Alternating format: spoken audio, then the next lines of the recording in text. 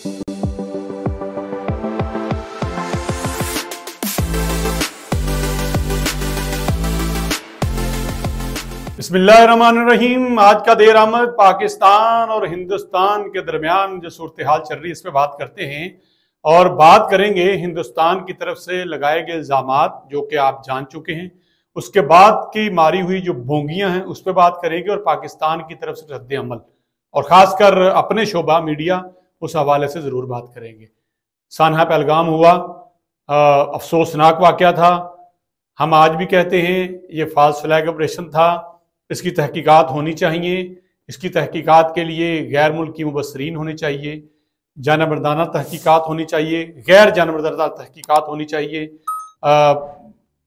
हिंदुस्तान जिसको चाहे उसके लिए मुकर्रर करे, आए वो तहकीक करे। ये पाकिस्तान ने ऑफर की थी, लेकिन जिस अंदाज में हिंदुस्तान के मीडिया और ख़ासकर मोदी सरकार ने पाकिस्तान पर इल्ज़ामात लगाए और सुबह शाम अपनी टीवी स्क्रीन पर अपने वज़रा के बयानात के ज़रिए, प्रेस कॉन्फ्रेंस, इवन के क्रिकेट के जो तजिया नगार थे वो भी इसमें आग कूद पड़े। उन्होंने भी पाकिस्तान के खिलाफ जिस अंदाज में बातें की वो इंतहाई अफसोसनाक थी। हम नहीं कह रहे, पूरी दुनिया कह रही है। और उसके बाद चूंकि झूठ बोला था, झूठ पर झूठ बोला था, फिर झूठ बोले थे और अपनी आवाम के सामने सच्चा होने के लिए रात गए मासूम शहरियों पे पल पड़े और उनको नुकसान पहुंचाया। 26 मासूम शहरियों को शहीद किया, जिनमें मासूम बच्चे, खवातीन, छोटी बच्चियां, बुजुर्ग, नौजवानों को शहीद किया गया। मसाजिद को तबाह किया गया, उन पे मिसाइल बरसाए गए। उसके बाद पाकिस्तान फौज की तरफ से और ख़ासकर पाकिस्तान एयरफोर्स सलाम, जिन्होंने शानदार अंदाज में जवाब दिया। और अगर कहा जाए, अगर जो जुमला इस्तेमाल किया जाता है कि विद इन सेकंड्स वो जवाब दिया गया, क्योंकि पाकिस्तान के असास अदारों के पास रिपोर्ट थी कि हिंदुस्तान किसी भी पहर, किसी भी टाइम हमला कर सकता है और वो हमला दूब दो नहीं होगा, सामने नहीं होगा, मासूम निहत्ते शहरियों पे होगा। और एक सवाल जो उठाया जा रहा है कि पाकिस्तान ने मिसाइल क्यों ना रोके, तो जिस वक्त मिसाइल हिंदुस्तान की तरफ दागे गए उस वक्त भी 50 के करीब फ्लाइटें जो हैं वो जो रूटीन की मुसाफिर जहाज थे वो पाकिस्तान की फ़िज़ा में मौजूद थे। अगर पाकिस्तान उस हवाले से वर्कआउट करता तो शायद नुकसान कुछ और होता। बहरहाल नुकसान बड़ा हुआ है पाकिस्तान का इस हवाले से कि इंसानी जानें गई हैं। उसका बदला DGI SPR भी कह चुके हैं, डिप्टी वज़ीर आज़म भी कह चुके हैं, हमारे वज़ीर आज़म पाकिस्तान भी कह चुके हैं वो दिया जाएगा, लेकिन मौका आने पे। पहले बात करते हैं, जब हमला हुआ तो पाकिस्तान एयरफोर्स के शाहीनों ने, शेरों ने जिस अंदाज में जवाब दिया और हिंदुस्तान का वो राफेल तैयारा जिसके लिए पता नहीं कितनी कितनी एडवर्टाइज की गई, कितने अरबों डॉलर का कहा गया और पूरी दुनिया को डराया गया। फ्रांस जिसका जहाज था वो भी शर्मिंदा घूम रहा है कि मैंने अपना जहाज किन को दे दिया। उसका कहना है कि आज तक हुआ नहीं कि हमारा जहाज हो और वो तबाह हो जाए, वो टारगेट हो जाए, वो निशाना बन जाए। वो भी परेशान है कि किन के हवाले किया। बहरहाल 3 जहाज वो और दूसरे 2 जहाज़ों के मार गिराए जाने की खबरें अब उन पर सदाकत आनी शुरू हो गई है, क्योंकि पाकिस्तान तो क्लेम कर रहा था, इंडियन मीडिया नहीं मान रहा था। अब इंटरनेशनल मीडिया ने बांटा फोड़ दिया है, उनने बता दिया है और अब इंडियन मीडिया भी आहिस्ता आहिस्ता इस पर बातें करना शुरू हो गया है। हिंदुस्तान का मीडिया मुसलसल झूठ बोलता आ रहा है। कल रात से खबरें चलाई गई कि वजीर आज़म शहबाज शरीफ जो है बंकर में छुप गए हैं, जनरल आसम मुनीर को गिरफ्तार कर लिया गया है और पता नहीं क्या क्या। हिंदुस्तान में ये खबरें दी गई कि हमने लाहौर, पेशावर, इस्लामाबाद, रावलपिंडी, कराची तमाम बड़े शहरों को फतह कर लिया है, तबाह बर्बाद कर दिया है। उनके मुताबिक तमाम पाकिस्तानी तकरीबन फोत हो चुके हैं, अगर कोई बचा है तो उनके ड्रोन बचे हैं, जहाज बचे हैं। हालांकि बात इससे उलट थी, जो तखरीबकारी के जरिए ड्रोन यहाँ पे भेजे गए, 77 के करीब उनको मार गिराया गया है।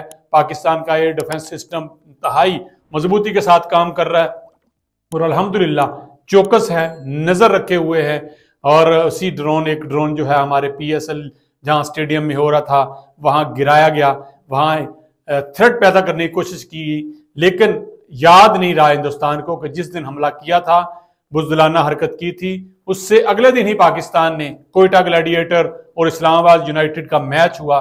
बड़ा शानदार मैच था जिसमें प्लेयर्स ने भी अपना गुस्सा निकाला। रोयली रोसो जो कि फॉरेन प्लेयर हैं, उन्होंने भी छक्के चौके मार के एक भरपूर जवाब दिया हिंदुस्तान को, हिंदुस्तानी इंतजामिया को, मोदी को, कि पाकिस्तान सेफ मुल्क है, हम यहाँ एंजॉय कर रहे हैं, खेल रहे हैं। पिंडी के तमाशाइयों ने भरपूर अंदाज में शिरकत करके और पाकिस्तान के जिंदाबाद के नारे और कौमी तराने के साथ जो मैच शुरू किया, उसने एक और जोश जज्बा वलवला पाकिस्तानी कौम को दिया, पाक अफवाज को दिया। ये वो सारी हकीकत हाल थी जो पाकिस्तान का मीडिया, जो हिंदुस्तान के मीडिया को दिखाने की जरूरत थी और दिखाया गया। ड्रोन मारे गए हैं, हिंदुस्तान बाज नहीं आ रहा। हिंदुस्तान का मीडिया कभी हमारे F-16 गिरने के हवाले से बात करता है, कभी फौजी मारे जाने के हवाले से बात करता है। तमाम खबरें फेक साबित हो रही हैं। जो हमले किए गए, जिनकी बात की जा रही है, उनके हवाले से कहा जा रहा है वो फेक साबित हो रही हैं। अब पाकिस्तानी, अब सूरत हाल ये है कि हम कहते हैं कि हमने हमला नहीं किया, लेकिन इंडिया मीडिया इतना खौफजदा है, इतना खौफजदा है, वो कहता है हमला किया है, ये आप हमें मार रहे हैं, आप हमें रोज मार रहे हैं, हर घंटे में मार रहे हैं। पाकिस्तान के अल्हम्दुलिल्लाह किसी भी शहर में अभी तक ब्लैकआउट नहीं हुआ, किसी किस्म के ऐलानात नहीं हुए। हिंदुस्तान के तमाम बड़े शहरों में ऐलानात भी हुए, ब्लैकआउट भी हुआ। लोगों में जिस अंदाज का खौफ पाया जाता है उसकी मिसाल नहीं मिलती। धर्मशाला ग्राउंड में जिस अंदाज में चलते हुए मैच को रोका गया, लाइटें ऑफ करके स्टेडियम में तमाशाइयों को, हजारों तमाशाइयों को अचानक से जाने का कहा गया। फॉरेन प्लेयर्स, तमाम प्लेयर्स, उनको फौरन से ग्राउंड छोड़ने का कहा गया। लोकल वीडियो तो नहीं आने दी गई क्योंकि कंट्रोल मीडिया है, सारा मोदी का मीडिया है, गोदी का मीडिया है, वो नहीं आने दी। लेकिन फॉरेन प्लेयर्स, फॉरेन जो वहां पे नुमाइंदे मौजूद थे, उन्होंने अपनी वॉल्स पे, ट्विटर्स पे, फेसबुक पे वीडियो शेयर की, बताया कि हम कितने खौफजदा हैं, यहाँ पे क्या हो रहा है। वहां पे IPL था, यहाँ पे SPL था, PSL था, और कहा गया था कि अगर आप हमारे PSL को बर्बाद करने की कोशिश करेंगे तो रहेगा IPL भी नहीं। आपने तो ड्रोन ला कराया हमारे स्टेडियम के पास, साथ ही फूड स्ट्रीट जो कि मुल्क है उससे।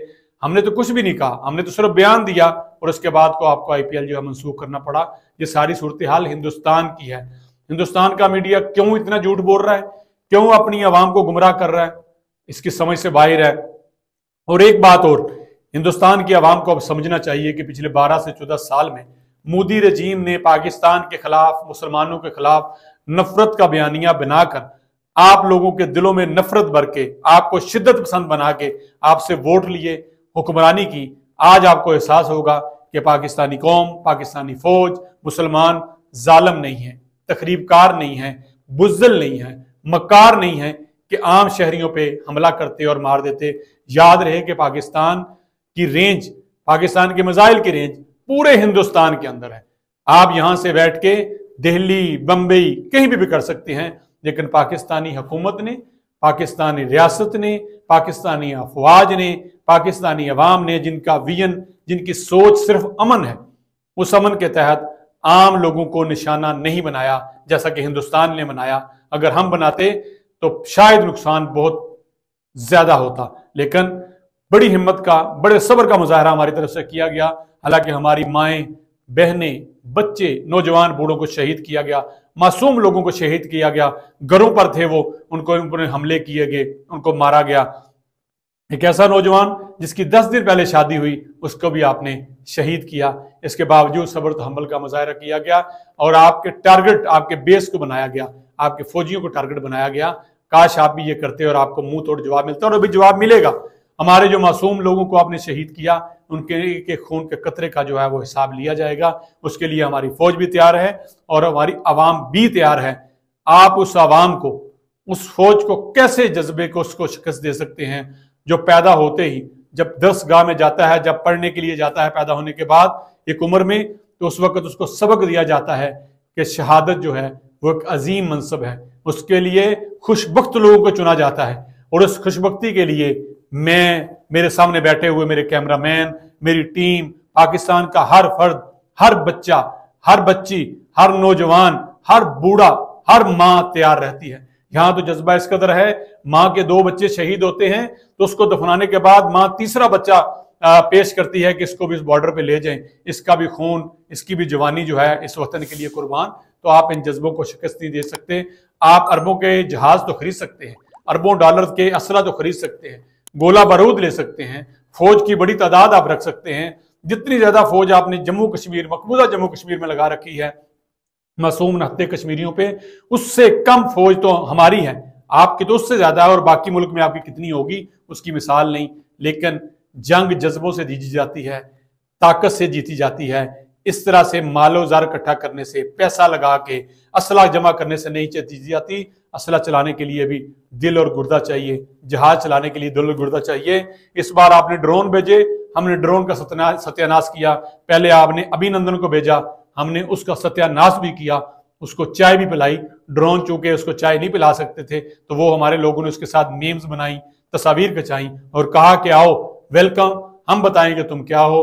अभी चूंकि हमारी हुकूमत की तरफ से, हुकूमत ने अवाम को कभी भी मोटिवेट नहीं किया कि आप दहशत पसंदी की तरफ जाएं, आप खुद से फैसला लें, आप खुद से जाएं।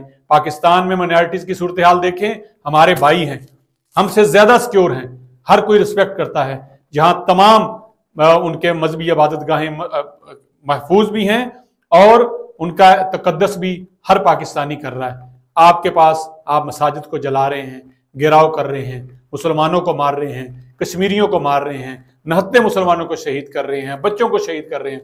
ऊपर से आपने ये वाला ड्रामा किया। उस ड्रामे का अभी शुरुआत आपने की है, यकीनन इख्तिताम हम करेंगे। आपने जो करना था कर लिया, अभी भी वक्त है, अभी भी वक्त है, रुक जाइए इससे पहले कि इतना बड़ा नुकसान हो। क्योंकि पाकिस्तान के पास खोने को ऐसा सच कुछ नहीं, आपके पास बहुत कुछ है। क्योंकि आपने दुनिया के सामने आपने आपको बड़ी मजबूत मईशत, बड़ा मजबूत दिफाई मुल्क, लिबरल जो है वो डेमोक्रेसी, पता नहीं क्या क्या बना के पेश किया हुआ है। लेकिन आप एक्सपोज हो गए हैं, आपका पता चल गया है कि आप क्या हैं। आज के लिए इतना ही। अगर आपको मेरा व्लॉग अच्छा लगे तो चैनल को सब्सक्राइब कीजिए। पाक फौज को सलाम, मेरे प्यारे पाकिस्तानियों को सलाम। पाकिस्तान जिंदाबाद।